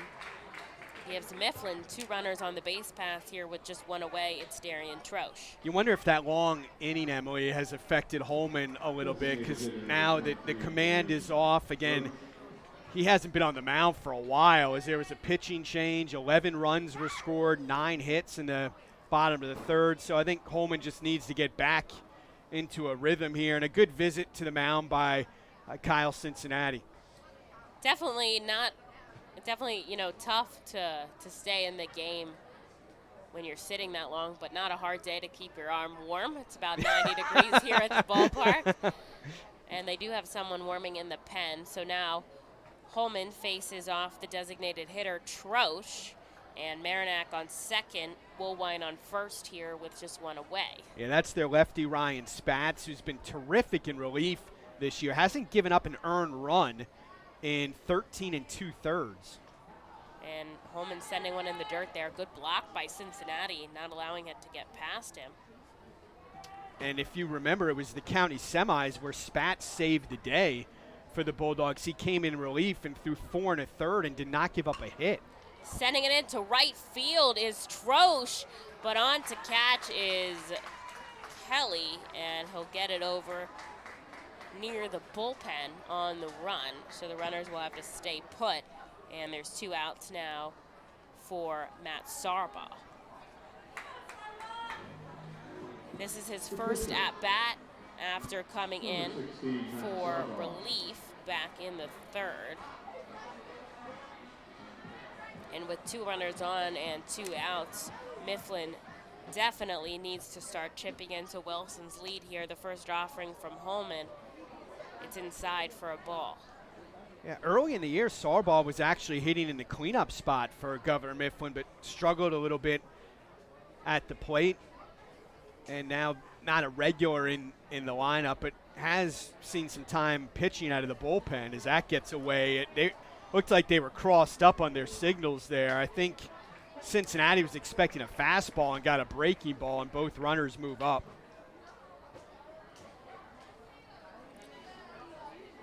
So 2 runners in scoring position now, as it looks like there might be a pitching change, the infield coming in. And usually the manager goes out for the change, so we'll see if it's just a mound visit. Yeah, this is Bill Underwood, the pitching coach, whose daughter, Bryn, sang the anthem today. Absolutely wonderfully, too. She's a Wilson alum, and she's an RPhil's intern for the season. She's doing a great job. We've seen her sing the anthem and take me out to the ball game in the 7th inning stretch, too. So Bryn's got a lot of talent as well. She does. Was a great athlete in her own right, field hockey player, great runner at Wilson. Their mom, Kim, former star athlete at Wilson, and led the Bulldogs to a state championship as the field hockey coach. And Bill, her husband, was a 17th round pick by the Yankees in 1992 out of Kent State, where Reuben Livingston has already committed. So that'll be that as Underwood heads back into the dugout. And Holman sets up on the rubber. 1 ball and 1 strike, 2 outs here, but 2 runners for Mifflin in scoring position now. And Holman now chopping it foul is Sarbaugh, and he falls behind 1 and 2. Yeah, I think that visit was probably, listen, forget about the runners. You have an 11-run lead and there's 2 outs. You know, just go after the hitter here.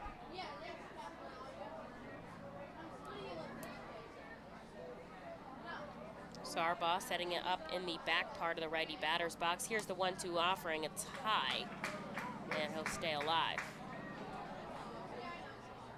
Holman threw a 6-inning no-hitter over at Muhlenberg in late April, struck out 13 in that one, and Muhlenberg had a great run in districts as well, got all the way to the semis.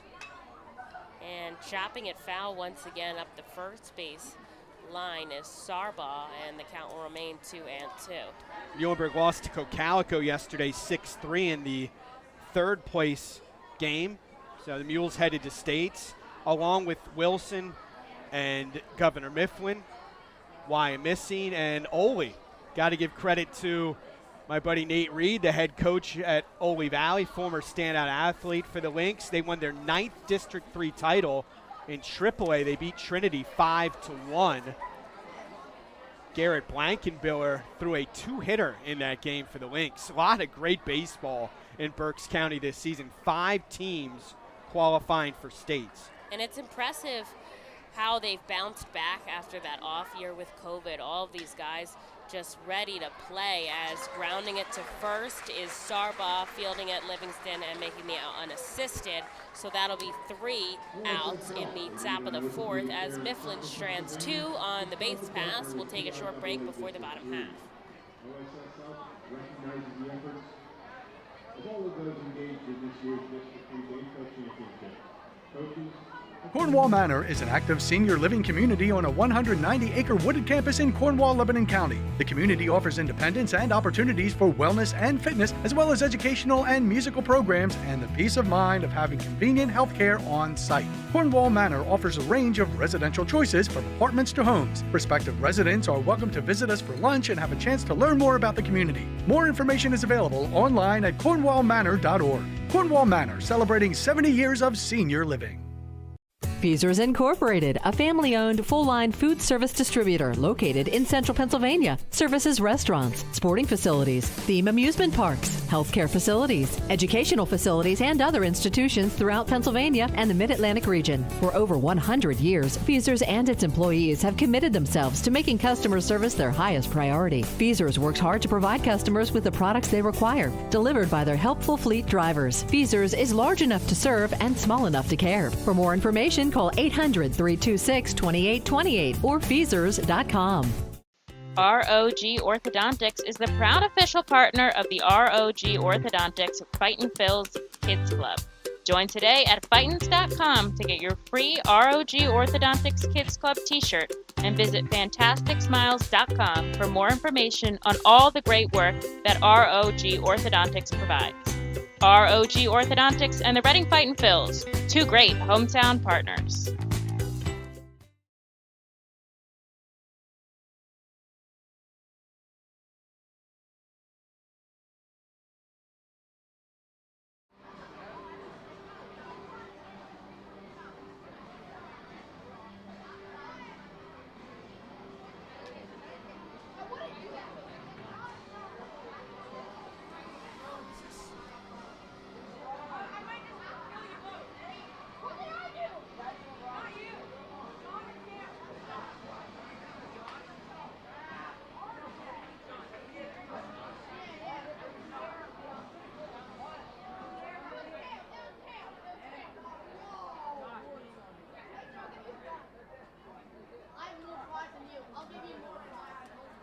Well, we are back in action here in the bottom of the 4th inning at First Energy Stadium, the Wilson-Mifflin District 3 6A Finals. And Wilson up 11-0 over the Bulldogs, and it's their opportunity to bat. We do have a pitching change called to the Alvernia University Golden Wolves bullpen into the game coming. On to pitch over Sarbaugh is number 9, Josh Hacker. He's a senior reliever and on the varsity roster this summer. On the first pitch, sending it high into the sky and foul is Ryan Kelly, and on the run, I think that was Marinac who made the catch all the way from short. Pretty impressive there as they get 1 out quickly now for Kyle Cincinnati. Showing a lot of range there, Connor Marinac, but again, he's used to running as the quarterback of the football team under Coach Lang won a district title for the first time this year. He runs that option so well and showed a lot of range getting down that left field line into foul territory to make the catch. As we see Hacker, and we talked about the seniors. Wilson has 12, and Governor Mifflin has 13. That's the most of any team that Chris Hull has coached during his tenure at Governor Mifflin. Hacker hasn't thrown a lot of innings so far this season.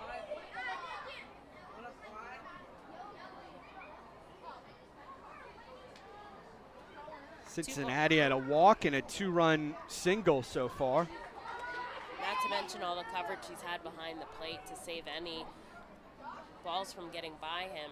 Mifflin not able to score, and he sends it sky high. Pena coming in, and it's a can of corn as he makes the catch for out number 2 in right field. And something I think a lot of fans take for granted at the high school level is it's not easy to catch 94, okay? You know, a lot of teams have, sure. Right, I mean, but he's worked with Luke Coleman for so long, and it's not a big deal for him. But there are some especially younger catchers, where you kind of just take for granted because you watch the Reading Fighting Phils, or you watch Major League Baseball, and the catchers are used to handling that. You don't see 90 to 94 every day at the high school level. Down, it's coming at your face for sure. But they've worked together for so long, as now Hacker's sending it in to Graff for the second time. It's 2 balls, no strikes, but they've got 2 outs here, and they're just looking to get back to the offensive side in the top of the 5th. And there is someone warming up again in Wilson's bullpen, as fouling it back is Graff. You can hear it bounce off of the roof, and it's 2-1 now. Wyomissing now trails 9-0 to Elko after 3 innings there. Again, the Spartans have already qualified for states, as have both Wilson and Governor Mifflin. And the offering high, a nice pop-up by Cabret to snag that ball out of the air. Wilson was in states in 2019, lost a tough one in the quarters to CB South, 2-1 on 2 unearned runs. And anytime you see a team at a District 1, as Hacker gets that one in first strike, you have to pay attention. But District 1 is the Philly suburbs. You have some gigantic school districts down there, and it's really tough competition. And he'll send him on to first as he walks Graff, and he'll get back to the top of the order with Estrada. Boyertown, obviously people know the tradition of baseball there. They were in the District 1 final, came up short against Neshaminy at Bear Stadium. Same is true with football. You know, teams like North Penn, I mean, they're just some powerhouse programs. Over there. Yep. As they go for the pickoff attempt at first with Graff, and nothing to do there. 1 ball, no strikes to Estrada, who struck out twice today, but walked and scored one of the 11 runs in the 3rd. And he sends it deep to right field, but it looks like it's going to hang foul into the right field grandstand. This Wilson team's won 19 of its last 20, and if you go back to 2019, they're 33-3 in their last 36 games. And I think what happened, Emily, is a lot of people saw the county championship and thought, oh, they're overrated or this and that, and maybe that was the only time they saw them play this year, and also didn't take into account that they were facing Connor Marinack, who is the Berks County Player of the Year and just happens to be 13-0 on the mound this season. But trust me, Wilson's the real deal, and I think people are seeing that today.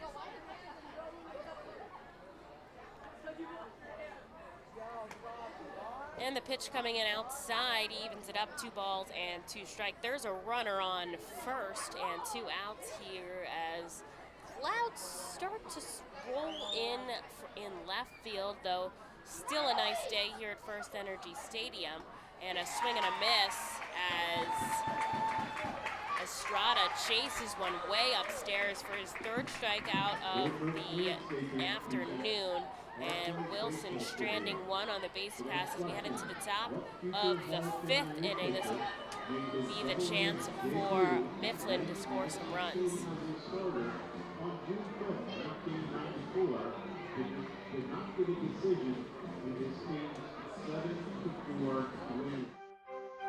The Fightin' Phils know who to call for trash and recycling services.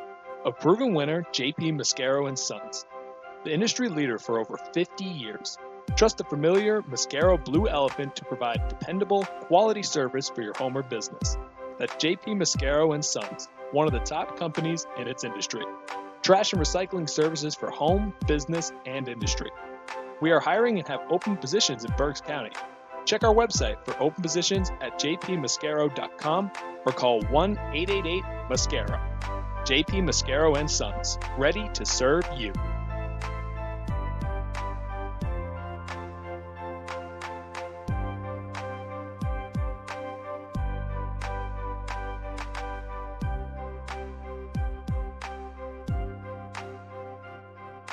Nursing home neglect is a serious problem. If you or a loved one has suffered from bed sores obtained in a nursing home or a fall down in a nursing home resulting in a fracture, our friends at Swartz Culleton can help. Call the attorneys at Swartz Culleton for a free consultation. Their phone number is 1-800-JUSTICE. That's 1-800-587-8423. Once again, call 1-800-JUSTICE today. Swartz Culleton is a proud sponsor.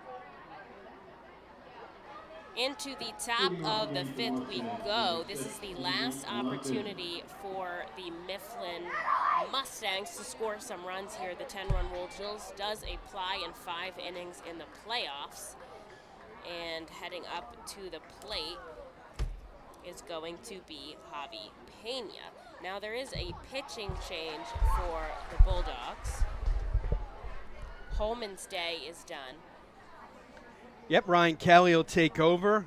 Another senior, right-hander. Pitched really well in the semifinals.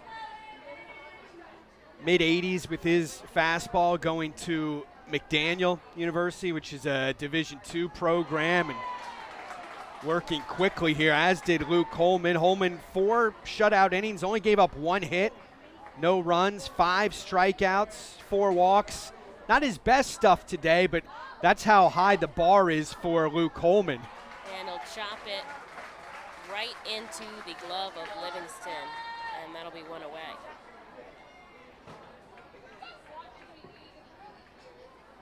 And I tip my cap to Luke this season because of all the hype surrounding him. It's almost like people expect him to be perfect every single game, and he struggled in that county final.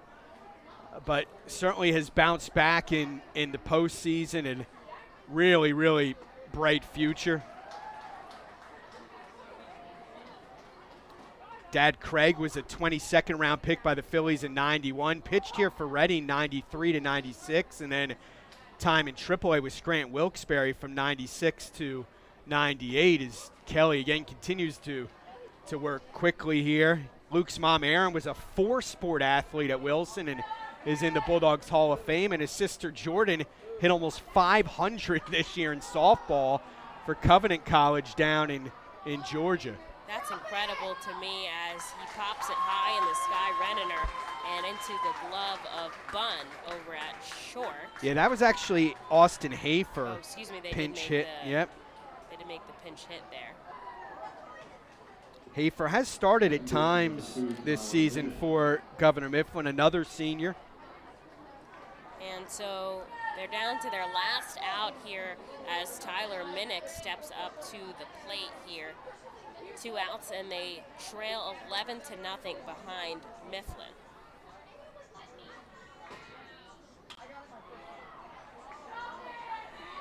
And he'll pop it up sky high into the glove of Kelly out in left field, and that will be the end of the game as Wilson wins the District 3 6A Finals 11-0 over Governor Mifflin. Both teams will appear in the state tournament as well.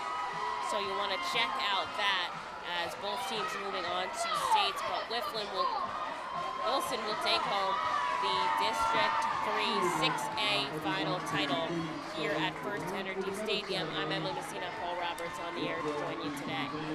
And thanks again for asking me. Emily, get to see this matchup 3 times. I know, I'm glad we've got the opportunity to call it together all 3 times. 2 great programs, 2 really good head coaches as well. Sal Riculi in his 10th year. This is win number 131 for him. He's won almost 60% of his games at Muhlenberg, grad, and 2 county titles, now 2 District 3 championships for the Bulldogs, and Luke Holman, the winning pitcher in both of those games. The other district title for Wilson was back in 1988 with a guy by the name of Kerry Collins on the mound for Wilson. They beat Waynesboro that year 4-1, and that team ended up getting all the way to the state championship and then lost to Bethel Park in the state final back in 1988. Kerry Collins, not just a good quarterback, he was a heck of a pitcher too for the Bulldogs. He was scouted just like Luke Holman is as well. So district title number 3 for the Bulldogs. Mifflin still searching for number 1, but I think we saw how potent that offense can be in that 11-run third inning, 9 hits for Wilson. And I'll still go back to that bad hop grounder, Emily, potential double play ball. Just changed the momentum. Absolutely. It would have been 2 outs and nobody on base. Instead, it ended up being first and third for Livingston. He followed with a 2-run single. Holman walks, RBI single by Carlo, the bunt single by Trayer, RBI single by Kelly off of Garris's foot, and then a 2-run single by Cincinnati, a 2-run single by Graff, and next thing you know, all of a sudden it's a scoreless game turned into 11-0 as Wilson improves to 22-2 this season. Governor Mifflin drops to 21-6, but credit to the Mifflin seniors, how they turned things around. Their sophomore year, they were 5-15. They were 5th in the division. It was a very atypical year, but those sophomores said, hey, this isn't going to happen when we're seniors, and they really turned it around in 2 years. Obviously no baseball last season because of the pandemic. So they went from 5-15 to now 21 wins, a county championship, and they're going to go to state. So credit to the Mustangs. Obviously, this is a tough one here, but no shame in losing to a program like Wilson. And with Marinac on the mound, I mean, he'll be ready to go on full rest on Monday. Wasn't able to pitch today because he threw that semifinal against Warwick, a 4-hitter with 13 strikeouts, but. He's 13-0 with a 1.25 ERA and 134 Ks. So I'll take my chances with that kid on the mound. And Wilson's, like I said, they have a tough draw in Springford on Monday, and they won't be able to throw Luke Holman. So, we'll see what happens.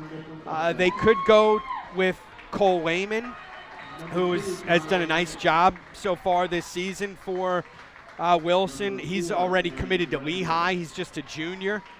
We saw him in the semifinals, but Lehman's 3-0 with an ERA just under 2. 52 strikeouts in 26 2/3 innings for Cole Lehman this season. Has issues with command at times. He's got 19 walks this season in those 26 innings, but he could start. Unfortunately, A.J. Trayer has some elbow issues, so he's not going to be available. And also something that really hasn't been talked about is Ruben Livingston is a heck of a pitcher who throws 90, but he's only thrown 2 innings this year because of some arm issues. So I think it'll probably be Lehman to go on Monday in states, but he's another guy. He's going to get it up there, 88, 89. I mean, this is a team with 6 Division I players. So, yeah, both of these teams are going to be super fun to watch in state. So we'll send it down to the field with the ceremony for the championship finals. Thanks for listening, everyone. Number 13, Matt Novotny.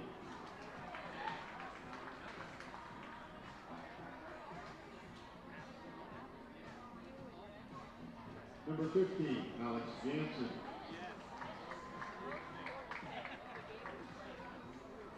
Number 16, Matt Sarbaugh.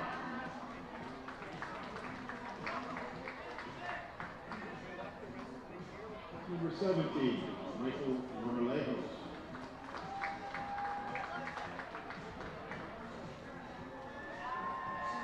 Number 18, Bryce Wonderlet.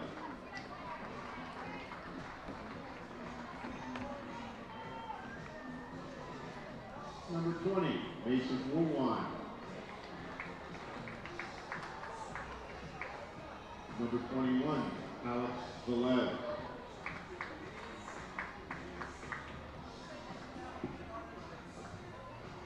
Number 23, Darian Croach.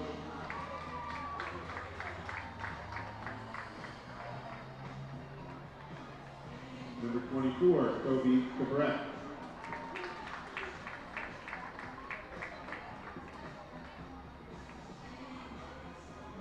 Number 27, Owen Lehman.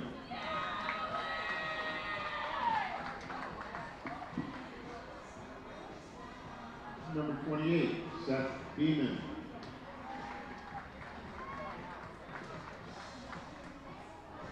Number 33, Kristen Hewitt.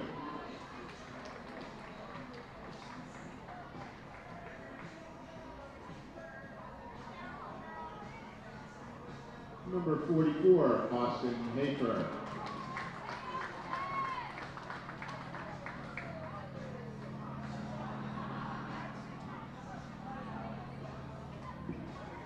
Assistant coach, Noah Angstadt.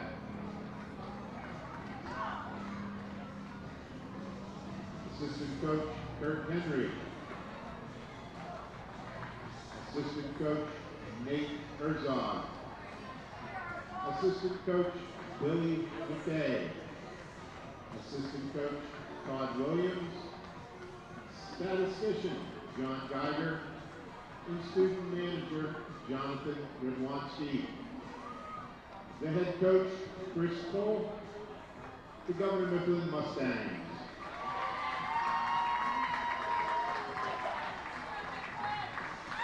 Now for your District 3, 6A champions, the Wilson Bulldogs. Number 1, Kyle Cincinnati. Number 3, Dane Estrada.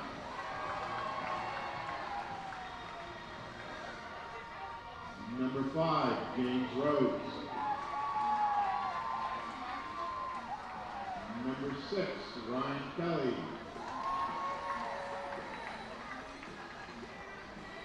Number 7, Andrew Trayer. Number 8, Jacob Diana. Number 9, Dave Bunn.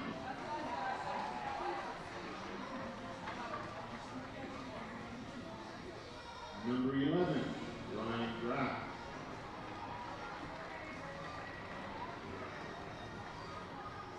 Number 13, Randy Farlow.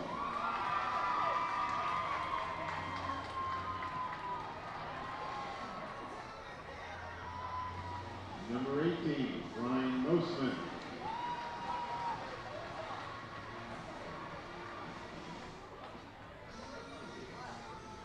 Number 19, Ryan Spack.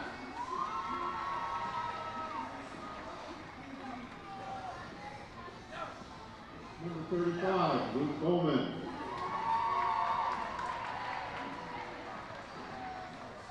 Number 2, Ruben Livingston.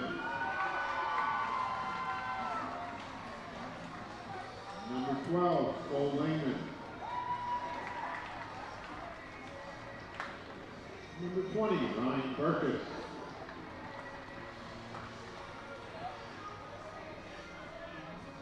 Number 31, Jake Coates. Number 4, Charlie France.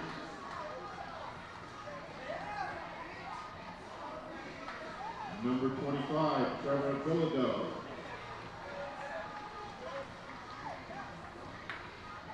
Number 33, Rafael Fernandez.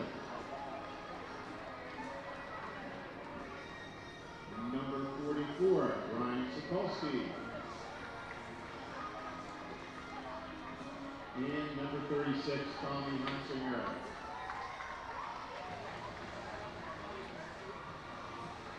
Assistant coach, Bill Underwood. Assistant coach, Adam Smith. Assistant coach, Mike Zentek. Assistant coach, John Scholastico. And head coach, Sal Lacuya. The Wilson Bulldogs, District 3 6A champions.